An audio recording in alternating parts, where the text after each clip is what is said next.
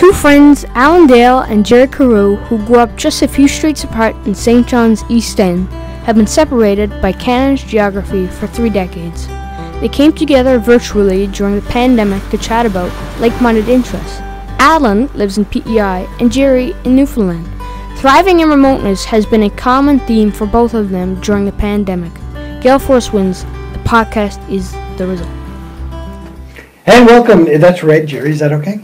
That's red. Come on! I'm just whining you. Welcome to another edition of Gale Force Winds, and what a pleasure it is to be back in St. John's, filming in person. I'm Alan Dale, and with me as always, my good buddy Jerry Carew. How are you, Jerry? Well, you know what, Alan? I'm doing well. We are celebrating a year of podcasting. Imagine that. A year has gone by, but I'm always excited by the guests. We have with us today Amanda McCallum.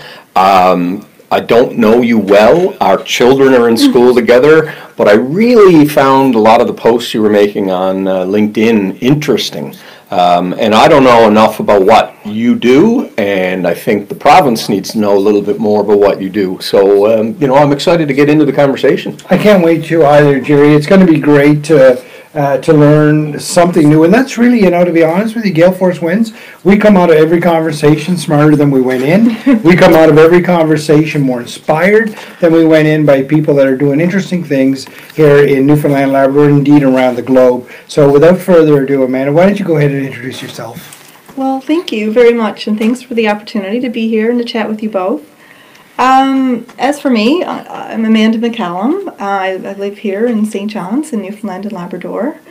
I'm a mother, I'm a wife. I grew up here in Newfoundland. I'll tell you a little bit about, where I grew up. Sure. and how that sort of shaped the career path that I've taken. I spent my childhood all through kindergarten to grade 12 in the island of Ramia on the southwest coast. Left Ramia and traveled to St. John's to attend university. Went to Memorial, so I studied, I have a Bachelor of Science, so I studied Geology and education. And certainly going into and looking at, when I first went to university, I knew I wanted to do a background in science. Wasn't really sure exactly which path I was going to take.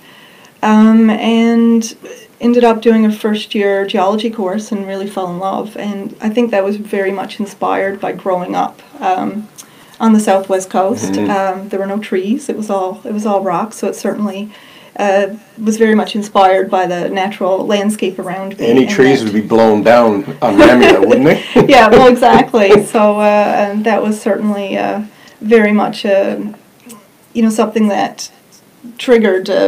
And inspired me to, we can stop if you like. No, I'm going to do the quintessential Newfoundland thing now. Get ready for it. Do you know Anne Hatcher? She grew up in Ramia. I do. Well then, so... Are we stopped? No, we're recording. She's a very good friend of mine and my wife's. She teaches with my wife at St. Paul's. Oh, okay. So anyway, just thought I'd do it. Yeah. So for anyone who's not from Newfoundland, when, someone says they're from a place, we always, do you know so-and-so? Anyway, we'll continue. Sorry for that diversion. No, I thought you would stop. Sometimes I'll reach over for anyone who's wondering why. Like Kelly says, my wife says to me, what are you doing? I'm controlling the podcast through this device, so don't be distracted. Don't you be distracted by it. Anyway, go ahead. Yeah, so I ended up, I think I had taken every science course at university to begin with, general studies, and ended up doing geology and just sort of fell in love with it. And then from there I had the opportunity as a student to travel and to certainly work in the mining side, on the exploration side of things. So my very first job as a geology student was with the Geological Survey with the province, with the government of Newfoundland and Labrador. And that brought me to northern Labrador and mapping around Antelope Bay, and then went back the following summer with Voisey's Bay. So kind of had that opportunity when Voisey's Bay was initially discovered to sort of stand on Discovery Hill as a student, Wow. mapping with Voisey's Bay Nickel Company at the time. So I think that very much from an early stage and as a student, as an undergrad, kind of influenced the sort of work that I do now and where my career path has taken me. So after finishing my science degree, I decided to do an education degree, which is a little ironic. My dad was retired as a school principal in Ramia, and I'd always said to myself I was never going to do education, and ended up doing education. Right. And then I said I would never teach, and then ended up teaching. At the time when I finished my science degree and then my education degree, it was a time in industry where there weren't a lot of opportunities, or opportunities longer than anyone offering like a 3 or a 4 or a 6 month contract. Mm-hmm. So my husband and I decided to, we took our wedding money and we decided to travel to Toronto and to take in a teacher recruitment fair. And we ended up getting recruited to then teach internationally. So from there, we traveled to Norway, and we spent a couple years teaching in Norway. Where in Norway? We were in a town called Sandefjord, which is south of Oslo. Okay. So if you think of Norway, and it kind of looks like the shape of a boot, it's the southeastern part of Right. of Norway. So we taught science and math. I taught math, and he taught science, physics and math, and we taught in English. So it was an international school. They taught the international baccalaureate curriculum. And so I did a lot of curriculum development, kind of program development as a part of that experience. And then from there, we went to another teacher recruitment fair where our contract was coming up. And so we went to London. We went back to London twice, actually, to recruitment fairs. And we had an opportunity to go to Moscow in Russia, or to go to Nassau in the Bahamas. And there was some upheaval at that time in Moscow, and there was some. So we decided, with that happening, that we said no, we'll take the safer option and the warmer option, and we traveled. I was going to say, I think I know what I'd choose. Yeah, but we were actually quite keen to travel to Russia, because it was just so unique and such an incredible experience and opportunity. But anyway, we ended up traveling to the Bahamas and spent a couple of years there. So. And where in the Bahamas? Which island? In Nassau. Right in Nassau. Yep. So we were which is the capital. Yeah. So we taught at St. Andrews, the international school there, which is another IB school. It's an IB World School. Right. So. How many years were you in the Bahamas? We were there 2 years. We welcomed my first daughter was born there. I have 2 daughters, so. Had her. It's funny. This is a funny story. So we're both, obviously from Canada, and when you have a child born in the Bahamas, to expats they call them a Conky Joe. Okay. So we took our little Conky Joe at the end of 2 years, and then moved back home. Yeah. It was that time where we'd done a lot of traveling, and for myself, I think being a geologist, you're a natural sort of explorer, and always like.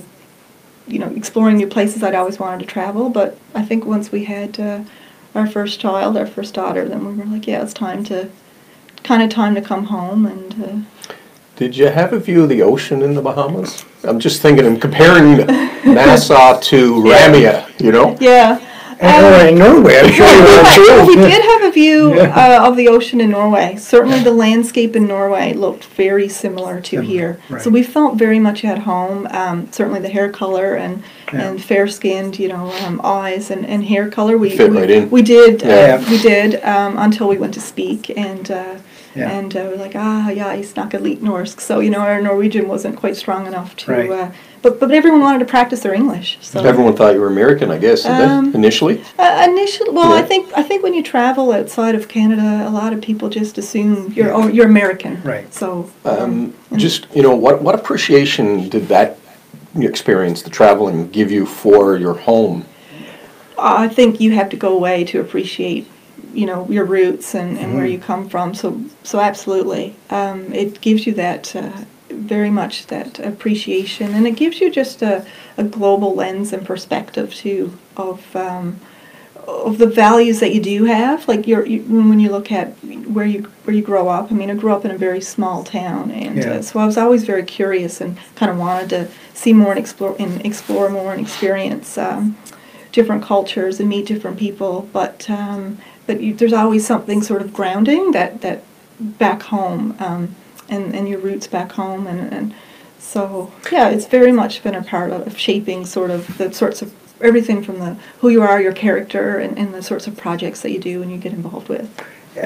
Many similarities between Norwegian, Newfoundland, Bahamian culture. Many similarities there? Well, I think the most interesting thing we found in the Bahamas is that it's very much that island mentality. And I would say like an island culture. Living in the Bahamas was rather unique.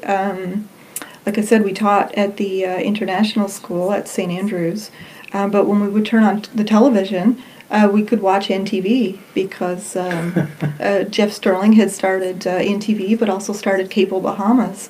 So for 2 years we would watch the weather at home back here, and kind of tropical, and then it would say in the Bahamas today, which was really interesting. But I think it was the only time, I think any Newfoundlander who maybe lives away, when you talk to somebody back home or talk to my parents, and they'd always say, what's the weather like down there? What's the weather like? It's always that question of what's the weather, because our life is very much focused around what it's like outside. And I think for those 2 years they actually stopped asking, which was was kind of nice. They want to know. They want to know what's the weather like and what are you having for supper, right? That's the two questions I don't know that you get asked.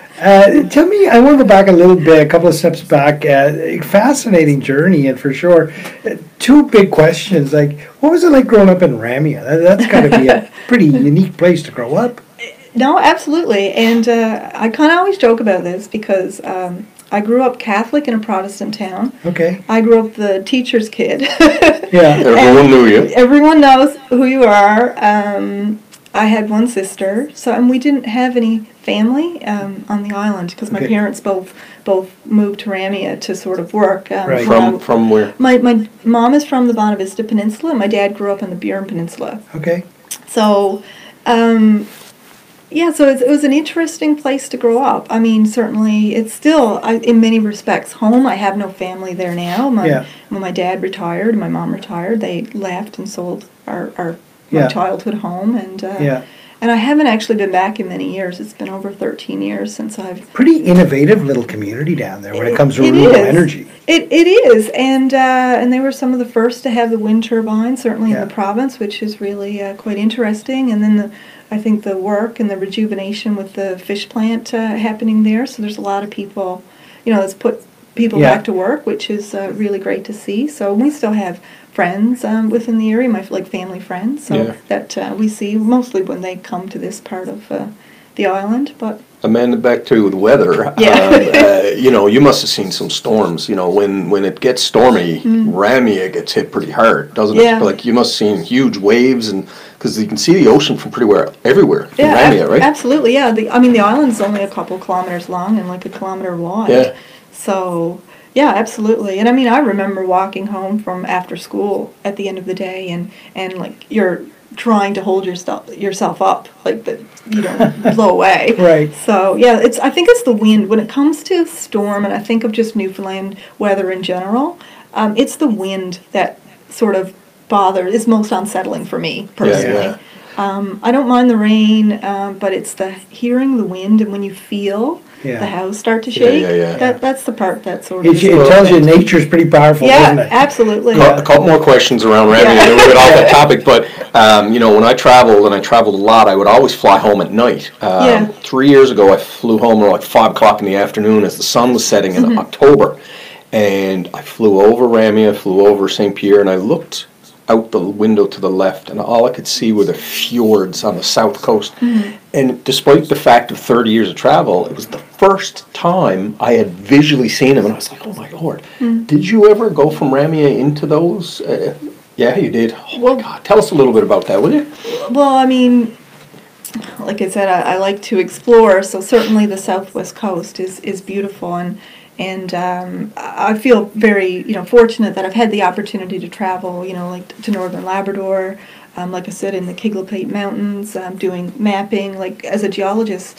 But so the remoteness of the southwest coast to me is in many respects parallels. It's just as difficult to get to Ramia as it is to Labrador in many senses. Like it's, traveling across the island, you have to take the ferry from Burgeo to Ramia. So yeah, I mean, and Burgeo itself is a beautiful community. You've got South Bank, the Sandbanks, the provincial park there with the beautiful beaches. Yeah. And then when you go further down the coast to Francois and Grand Bret and Grey Incredible. River, I mean, yeah, so like you said, that sort of that terrain, that the landscape with that very much fjord, like very much like Western Norway. Right. Yeah, it's beautiful. Coming It's back to breathtaking. what you're doing in terms of mineral exploration and all that, do you anticipate the south coast of Newfoundland becoming more prominent within resource development?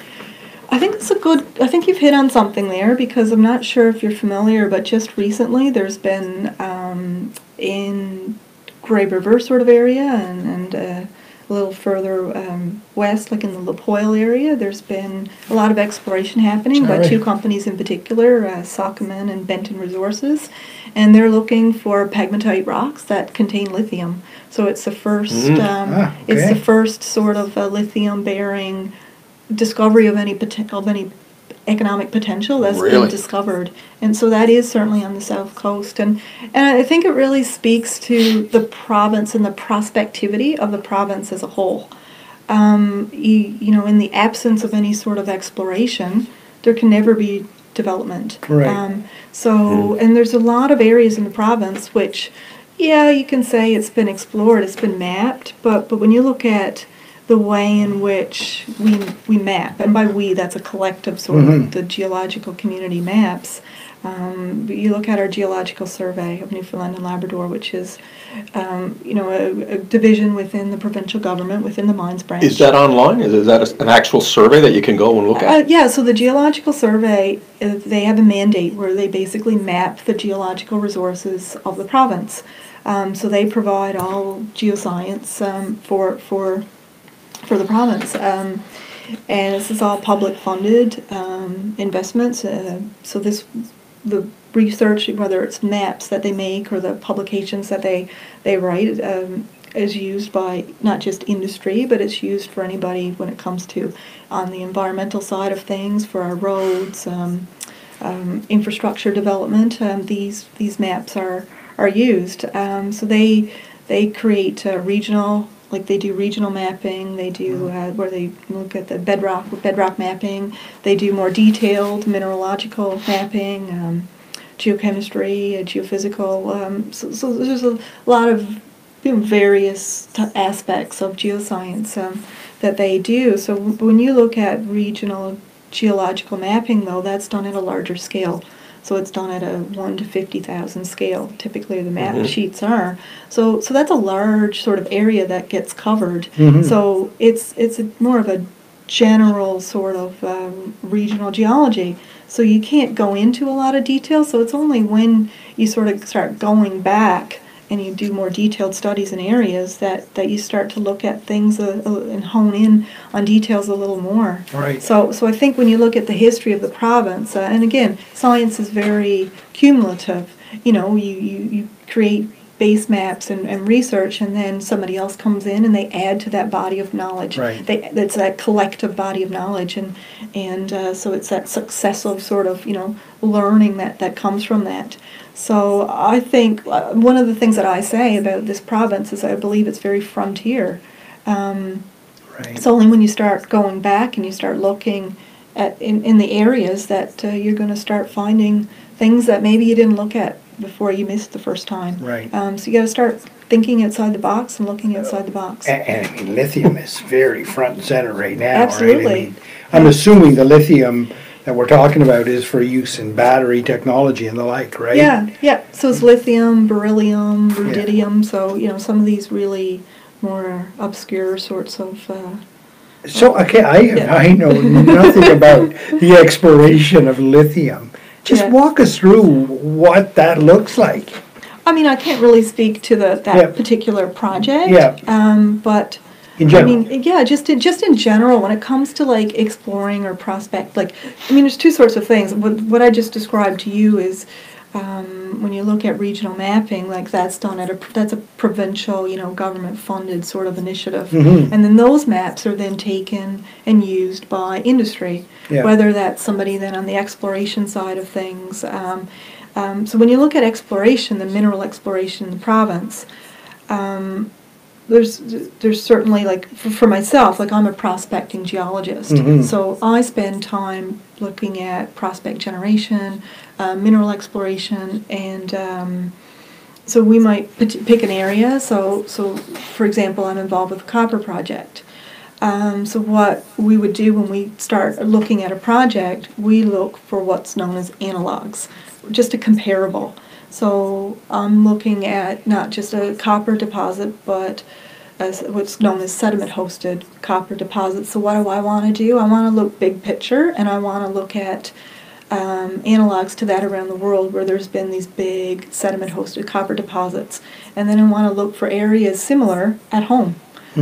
So we can look for comparables when it comes to the geology, the age of the rocks, the mineralogy, and then, it's kind of like it's detective work, and it's like kind of like exploring and looking at pieces of the puzzle.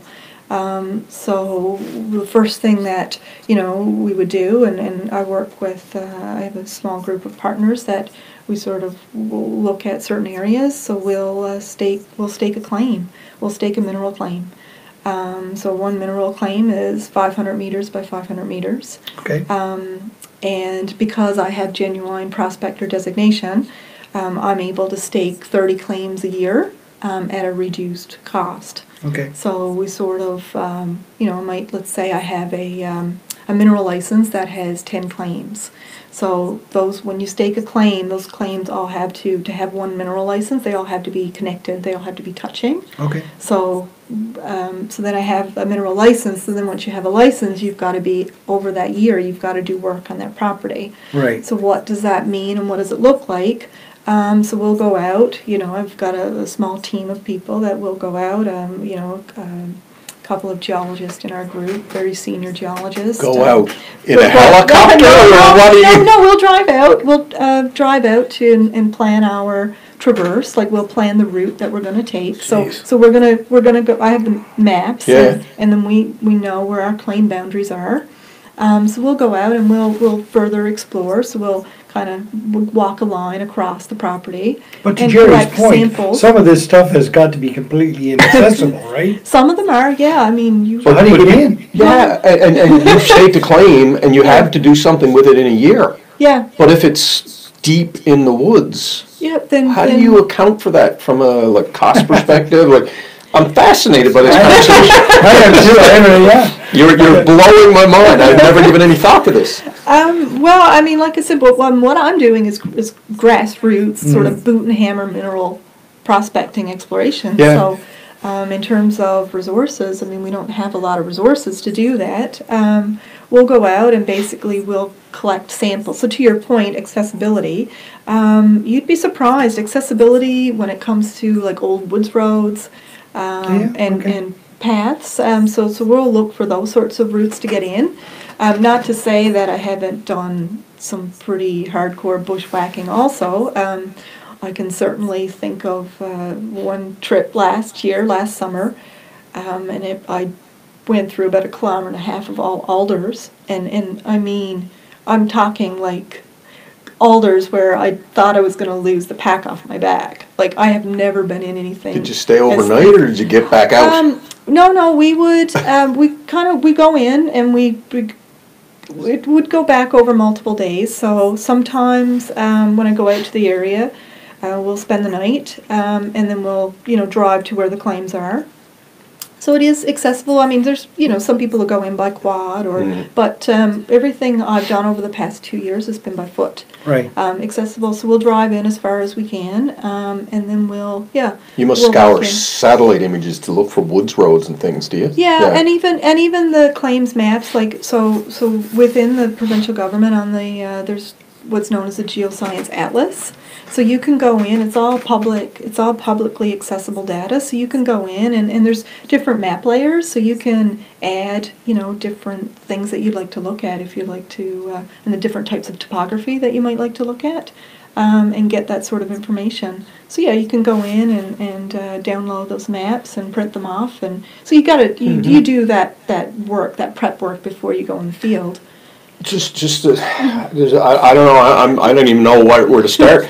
So you're coming from, say, like the Trans-Canada Highway down. Mm-hmm. Is there anyone coming from the south coast up, like accessing this island through boats or helicopters, or like what's? Absolutely. No, my claims are not on the southwest coast. Okay, They're on the island of Newfoundland, but right. I'm involved. The project I'm directly involved with is in eastern Newfoundland. And that's your choice in terms of where you're staking claims? Yeah. Because of the data that you've assessed and stuff? So I'm interested, for me right now, my interest is in copper. So that's the sort of project that my business partners and I have an interest in. So I'm looking specifically at rocks that can potentially host copper. So you survey the top, you survey the crust, and from that you can determine what might be below, is that? Well, what we tend to do is we'll go out, right now when you look at, I think what I would say is, and I think other geologists would say this, the easy finds have sort of been found. Right. When you look at there's nothing just lying on the surface right now. You fly over and look down and see. And there's a lot of overburden on when it comes to the rocks and the topography and the landscape. So by that, what I mean is if you're out even if you're just out hiking and you're on the trails, and you'll see like a lot of these sort of boulders that look like they're not in place, because they're not. They would have been dropped off by the glaciers when the glaciers retreated, 10, 13,000 years ago.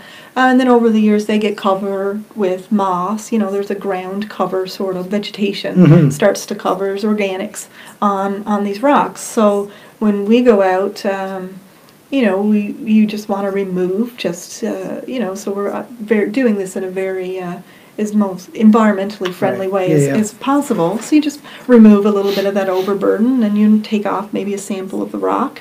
And we're noting, as we're collecting samples, I'm noting where we're locating it. We're taking GPS coordinates and marking that on our map. And then we'll take the sample and collect it. We have sample bags, and we'll again mark the location as to where we're collecting, and then we send them to a lab. We send them to a lab actually here in Newfoundland in Springdale called Eastern Analytical, and they'll do an assay. An assay is just a fancy name for a chemical analysis.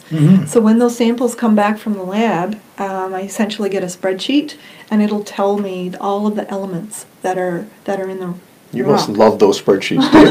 Yeah, I do actually. So I'm not a fan of spreadsheets, but that one I think could be very interesting. So when you see numbers coming back, and then to use a little bit of the terminology, we'll get a kick. So if you get a kick in, which means like you might get a high, or you get numbers coming back where you've got high in copper or gold or manganese or and so we're kind of we want to see those numbers. So silver. I think it's fascinating. It is. I really do. That's really interesting work. We had a conversation last night with a gentleman who lives out around Springdale area, Robert's Arm. All he was talking about was gold, lots of gold. Is it a real thing? No, absolutely. I mean, what's happening right now in this province, especially when it comes to gold and gold exploration, is really unprecedented. We're definitely the gold hotspot on the planet right now. When you look at what's happening right now in the province with claims, so I just kind of walked you through a little bit of, like, for myself, as a prospector, staking a claim and then going out and doing that work on those claims. Right now, currently, for this year in 2021, there's been over 95,000 mineral claims staked that's throughout the province of Newfoundland and Labrador. So to put that in context and to put that in perspective, that is the highest number of mineral claims for the island of Newfoundland. It is the second highest for the province as a whole, including Labrador. In the history, yep. So the highest would have been in the 90s during the Voisey's Bay kind of staking heyday. there was, I believe, over 206,000 claims staked. So, but I mean, when you think of Labrador too, that was that's a large area of like physical area of land cover. But yeah, so right now, and most of that is attributed to gold exploration in central Newfoundland around the Gander area. Really? So there's about 80 to 90 exploration companies looking for gold. So they stake the claim, then they have to work They that gotta- claim for within a year. Yeah, well, I mean, in the first year, for every claim you stake, you have to spend so much money on the claim. So I think it's $200 per claim. You have to spend. So I mean, you could do the math on that. If there's 95,000 claims staked this year, and everyone, well, it depends on which phase. So for every year, so the second year you add $50. You got to spend $250 on a claim, and then the third year you've got to. How realistic is it to come up with just a $200 expenditure? Like if you're going to go out into the field, you're probably spending $1,000. Oh, absolutely. Right? No, that's the minimum. That's the minimum spend. This is massive. So yeah, I mean, some of these are very large scale This is projects. a huge industry. Yeah, absolutely. And this is exploration. Yeah. So, and like I said before, I mean, in the absence of exploration, there can never be development. So, I mean, and what drives exploration is geoscience. So it's a very, when you look at that cycle of this economic development, and it's very much a cycle. Right. It's, there's a lot of key players that contribute to that throughout the various stages. So when I talk about geoscience and that research that's being done by geologists, all locally based geologists with our Geological Survey, also of course work being done by various individuals at the university. That's then you've got exploration and development, and then if a project happens to go into that development stage, then there's of course that process, when going through that environmental assessment process to be able to actually get a sanctioned mine in this province is it's a long process and takes a lot of over many years. So yeah, and then anything post development then is reclamation, and companies have to have reclamation plans in place before projects even get the green light to go ahead. So again, it's a cycle, it's a process, but certainly at that grassroots exploration stage right now, it's boom in central Newfoundland. I mean, just the sheer numbers are amazing when you think about it. So there must be hundreds of people involved in this as we speak. I know that there's the industry has been collectively, there's been difficulty, finding geologists to do work, to do the work for sure. There's no shortage of work right now. And if you're involved in that particular type of work, that sector. And if you're not in the conversation, I find you don't know that this is happening.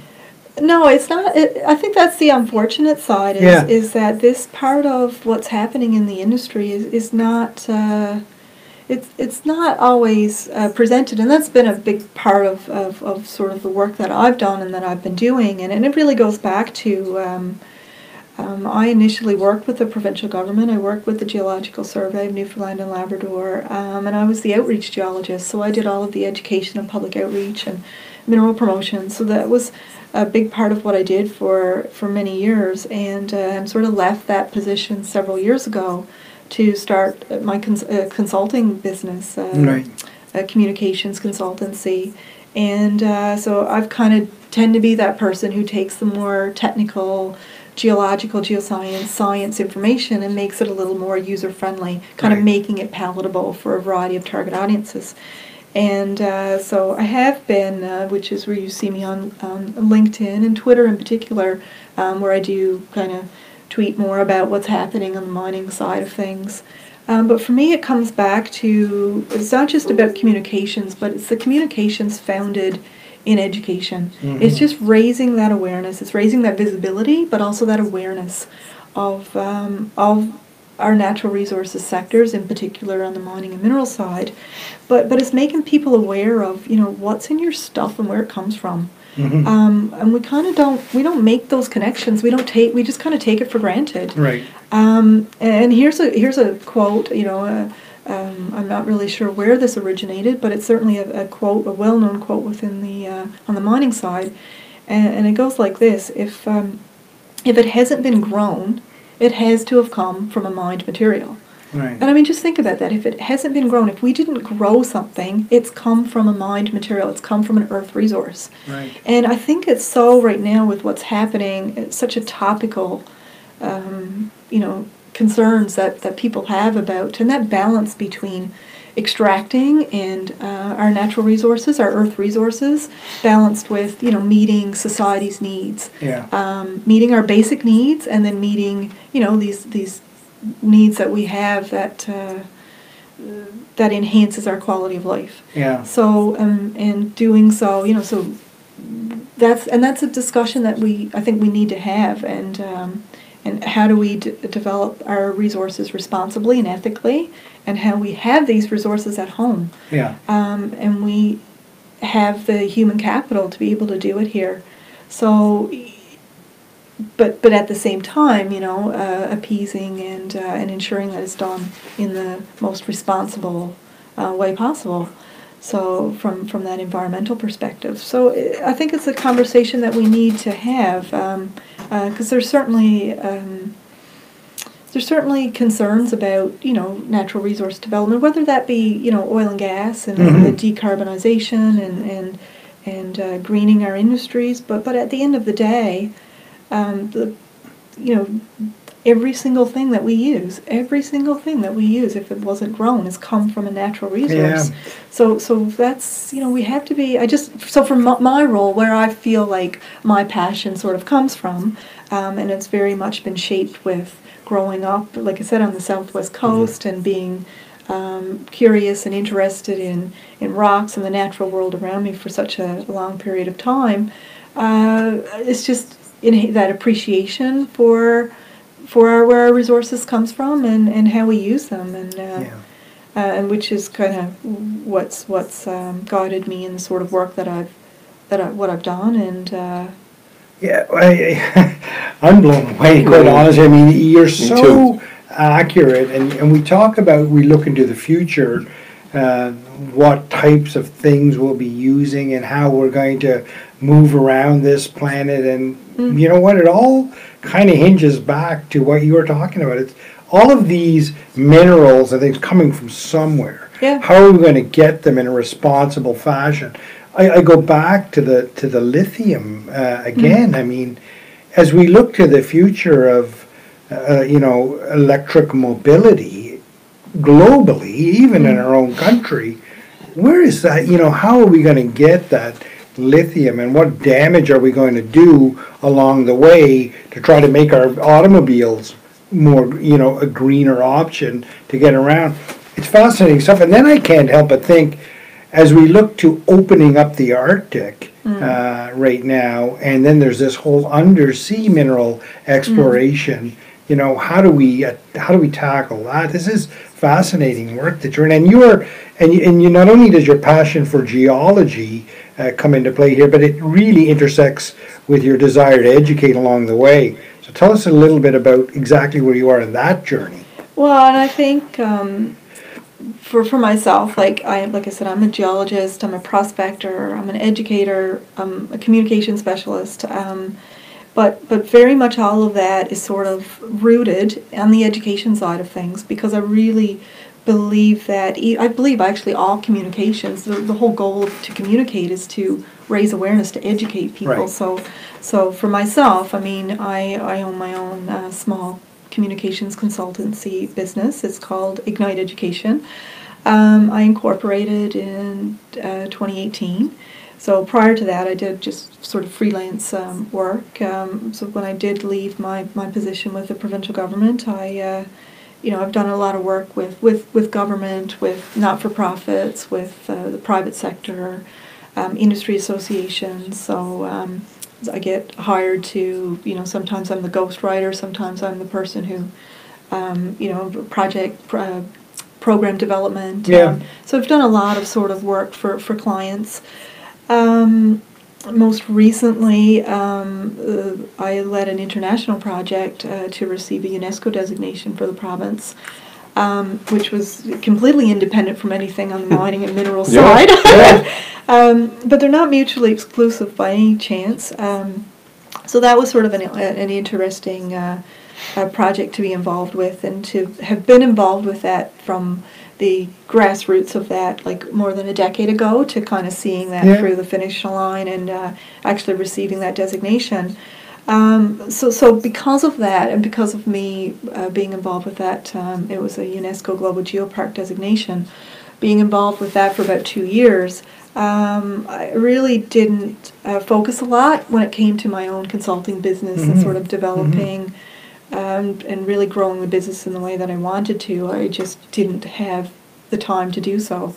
So it was only when that sort of came to an end, and then this past year with 2021, I was able to really give my company a corporate identity. So even though I was incorporated, I was able to develop a brand, develop a logo, and sort of transition from services and that outward-facing sort of communication, consultancy, and services that I've provided to clients. I said to myself, I've got a lot of projects that I want to be able to do, and I don't necessarily need somebody to hire me to do them. I've kind of got the resources, I've got the connections, and I certainly got the passion. So I'm going to start creating some of these things myself. And that's sort of what I started to do. Wow. So that's where I started to create products. And here's sort of the first product that... And this is aimed at what? Like, who is this aimed at? Yeah, so this is, a mineral guide. So I have, that's in a kit. So that's a smaller, the mini kit that you have there. And I've done a larger kit, which we don't have here. This is, the audience of this is certainly general public, school-aged children. It is designed to complement the grade 4 and the grade 7 curriculum. Okay. But it's written at a age 12, grade 7 level. So it's very much that... That's good for myself and Alan. Yeah. It's written at that public accessibility sort of level, which is that standard. Done. Thank you. Very well done. This is a project that I had to put. This has been sort of in the works for many, many years. Kind of had this plan to do. Been collecting samples for about a decade, and never had the opportunity to do it because I kept getting contracts and doing work for other people. Yeah. And then, like I said, this past year with COVID, I think it came a time where I think the word that people use a lot is pivot and transition. And, thank you, COVID. Thank you for the word pivot. I've used that so many times. But for myself, I said, okay, I've been sitting on this long enough. I have to move forward with this, and I wanted to. So this particular guide complements the kit. They complement one another, but they also are standalone resources. But it's really looking at like minerals. So there's over like 5,700 minerals on the planet. Yeah. And this kit features 20 of them. Some of these minerals are of economic significance. So some of them are basic rock forming minerals. So, but they're all locally sourced. They are all found here in Newfoundland and Labrador. Right. So they haven't been polished. They're in their natural state, and they've been locally and ethically sourced. Something you post a lot about hiking around Newfoundland. Yes. Must be interesting going on a hike with you. Can you imagine going on a hike? It would be different. Let's get that. Sure, so it's funny you mentioned about the hiking. So I have one final hike planned for tomorrow morning. So I'm getting up at 5 o'clock. I will not be joining you. No, you're welcome to join me. So I made a goal this year. I set a personal goal.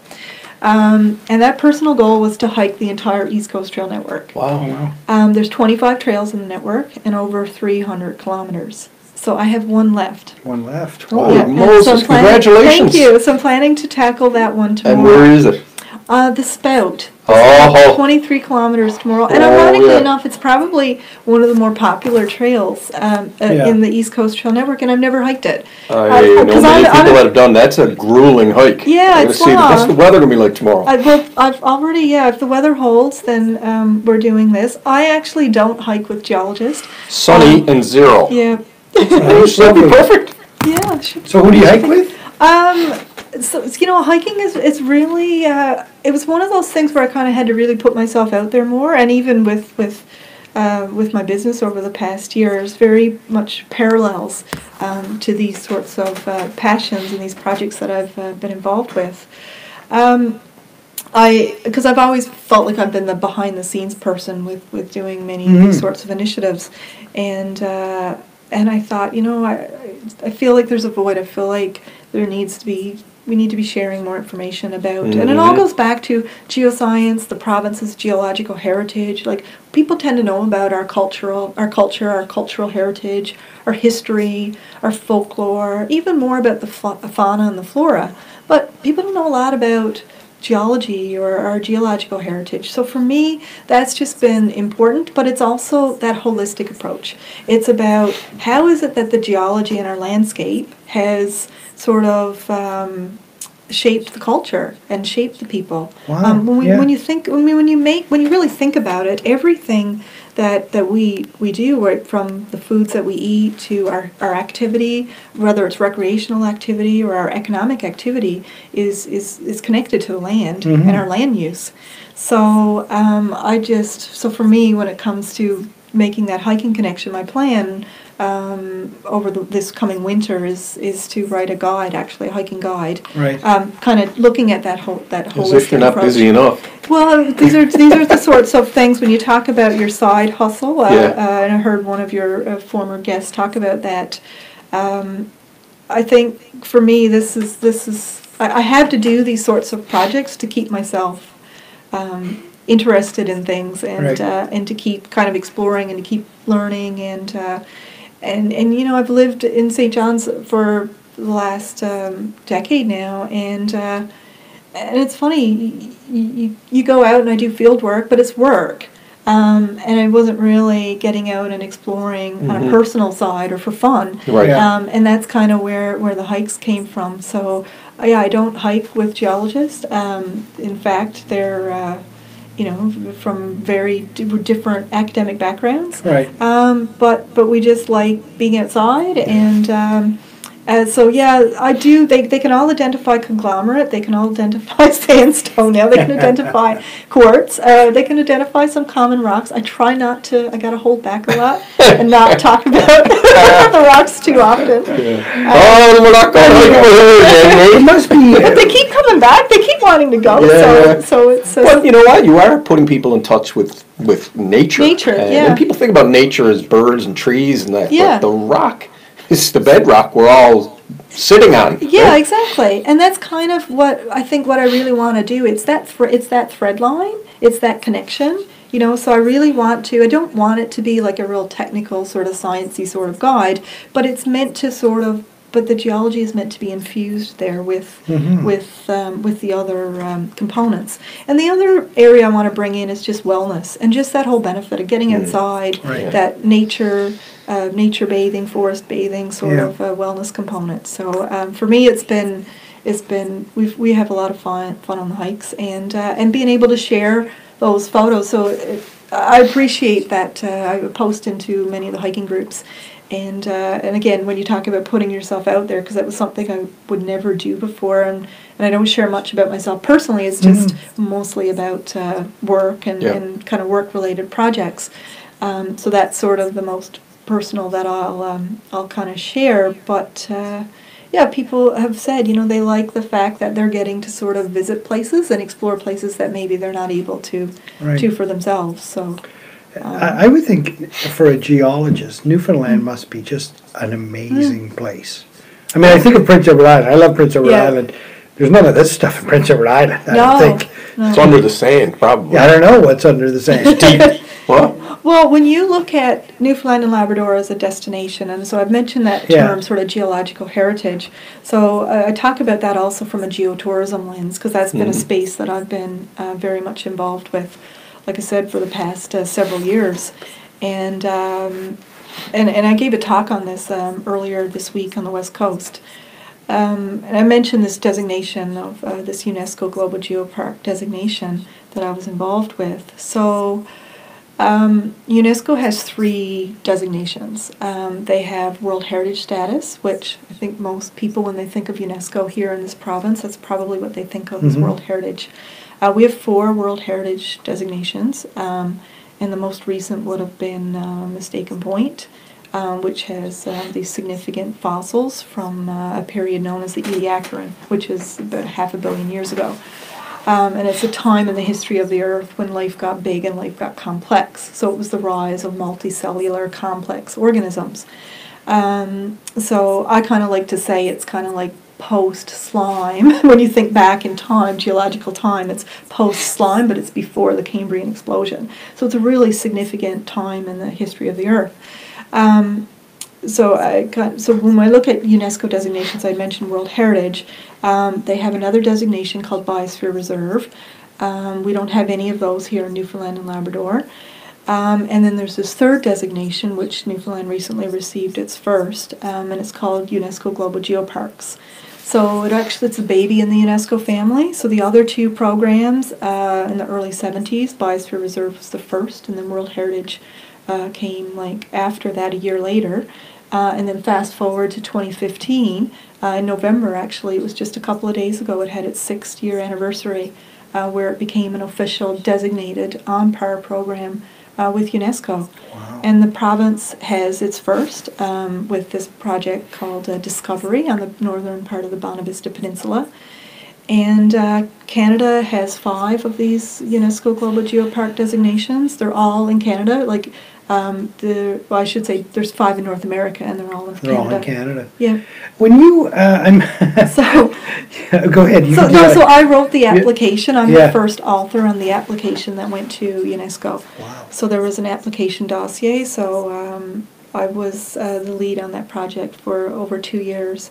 And then my colleague, Dr. Alana Hinchy with the Geological Survey, was contributed to the geological heritage part and was a huge, they played a huge role in supporting that project with the maps and all of the supportive documentation, these annexes that had to accompany the application. So, I was involved with everything from developing there was a marketing firm hired to develop their brand, but I was involved with really providing the content when it came to the interpretive panels, to the brochure, to the website, all of those sorts of, and all the social media accounts. I'm fascinated by because the other thing I find really interesting about this stuff is that I think that, as we saw, our last guest was walking out the door and you were coming in, and we looked at your display of minerals, and she made the comment that, oh, my 11-year-old would love this. So I gave away your gift right away. Oh no, I don't want that. But I think that's true across the board. I think that younger folks love this stuff. They want to learn more about it. So you're positioning yourself very well to get into this or to grow this conversation. And Newfoundland, and I don't know if I heard you correctly, but you mentioned the word tourism. And I wanted to circle back to that because I kind of did where I talked about this UNESCO Global Geopark designation, and I've mentioned about these UNESCO World Heritage designations. But to your point, the big picture here is Newfoundland and Labrador has been sort of a bucket destination for geologists for many years.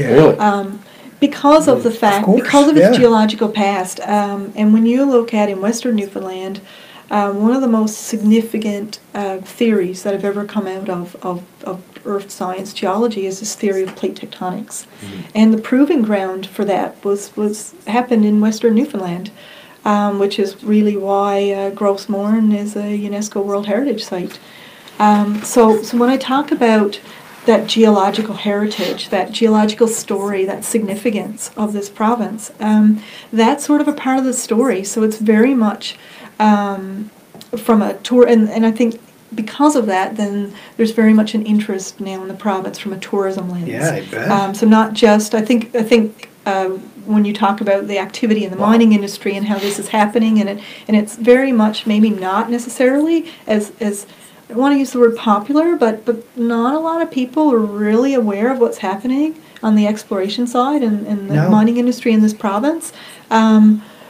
and sort of, like I said, so it's a bucket list destination for geologists, but there's other opportunities with that. Yeah. They're not necessarily mutually exclusive. Yeah. So when you look at on the tourism side, in 2016 the province did an exit survey, and in that exit survey they asked people, there's a list of items that you can select why they come to this province, and 28% selected because of geology. So when you look at that number, I mean, that's like that's quite significant. That was in tens of thousands of people, potentially. Yeah, and when there's a billion-dollar industry when it comes to tourism in the province, so unfortunately, it's been hit hard, certainly with COVID. But I think the province is working to position itself to. It enhances the tourism offering. 100%. So when you look at the assets that we have, but again, I'm very much about. Yes, we have like strong culture and history, and like you said, the wildlife and the plants and the animal life and birding in particular is fairly significant. But I'm sort of about why though. Let's how do we connect? I can connect all of that back to the geology. To what you're walking on. Exactly. To the ground, to the earth beneath your feet. Sorry for interrupting. I know Stan Cook Jr. really well, and what he did with his kayaking business. Talked to Hospitality Newfoundland and Labrador, Craig Foley, and all those guys. Is there anything happening within those associations that you know of? That, and if there isn't, then maybe I know a lot of these guys. I'll get this conversation going. Yeah, no, for sure. The role that I've played in the past, like I said, I've been very much in that UNESCO Global Geopark space. So that designation occurred on the Bonavista Vista Peninsula, and I'm actually been working to support a group on the West Coast who would like to go through the same process. So they're known as KBOX, and they're in the Bay of Islands. And again, like world-class geology. I'd actually even say the geology is stronger than the geology on the Bonavista Vista Peninsula. When it comes to, again, because of process, earth process, but again, and that's kind of on the sciencey side of things, but it's just about people. I mean, when you look at geological heritage of international significance, it's about it has to be peer-reviewed, sort of like. The geology has to be significant in that it's been researched, it's been published in peer-reviewed papers. So that's a component. So it has to be at that international level. That's certainly not an issue for this area on the West Coast, but it's more than just the geology piece. It's about then the management of the area, but it's about the visibility and networking. Right. So it's about how. When you have these assets, if you have like what I refer to as these geological assets, and you're able to connect them to the culture and the history and the other assets of the region, that becomes a very sort of powerful marketing package that you can really use for the area. So if I can use just this sort of umbrella model of UNESCO Global Geoparks as an example, as a catalyst or as an incubator for like economic development, sustainable development within a region. If your theme is, and I'll switch back to Discovery and to the Bonavista Vista Peninsula, their theme is fossils and early life on Earth. And they have like these really unique fossils which kind of tell that story about early life early complex life on Earth, I should say. Mm-hmm. And of course it's also about the landscape and these vistas and these sea stacks and sea arches and the wow stuff. Like, so It's the stuff that when you go to an area and you're looking at it and you're like, I don't know exactly why this is special or what's important about it, but I know it's cool. Yeah. It's that wow vista type of thing. So it's been able to make people more aware of that. But then when I talk about that marketing piece and how you can connect it, so maybe you're a tourism provider or you're an accommodation provider, you can infuse that. Then if you're doing sea kayaking tours like you mentioned or boat tours, you can, if you're not seeing whales that day, well, you can always talk about the coastline. You can talk about the coastline. You can talk about the sea stacks and talk more about that geomorphology of the area or the rock types, and people are there's an interest in that. Was there ever? Yeah. So that's one component of it. If you're if you're providing in a restaurant or a food service industry, how can you make that connection? Well, you could maybe have themed meals when it comes to when you're setting up your menu. Yeah. You can even write down to the decor in the restaurant or the art on the walls. Plates made of labradorite.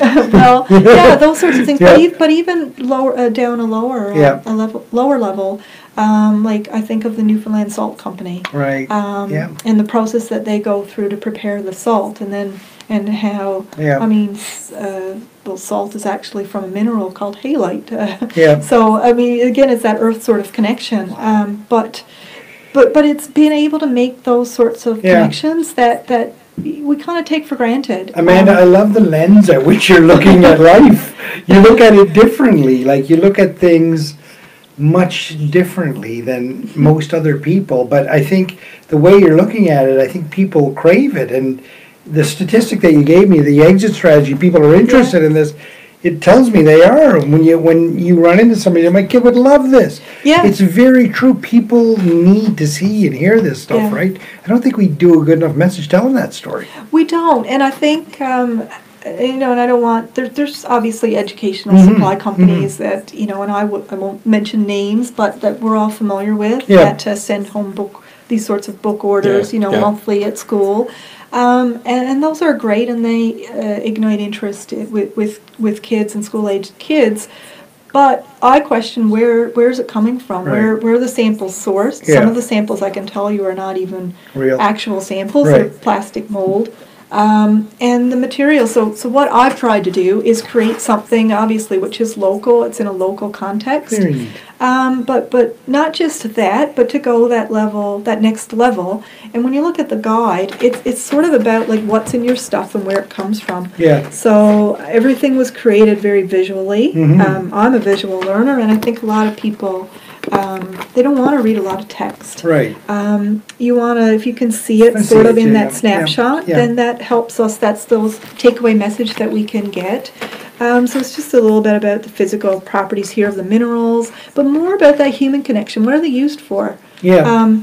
And what role do they play in our everyday lives? So when you look at your cell phone alone, I mean, there's over 40 metals and minerals in your cell phone. Wow. Some of those are what we know as rare earth metals. So I mean, it's just that awareness piece of again, like I keep. Yeah. It's a part of that messaging of like what's in your stuff, where it comes from, and making people aware of. So when you're finished with your phone, what are you going to do with it? Yeah. Like that can be recycled for the other metals that are in it.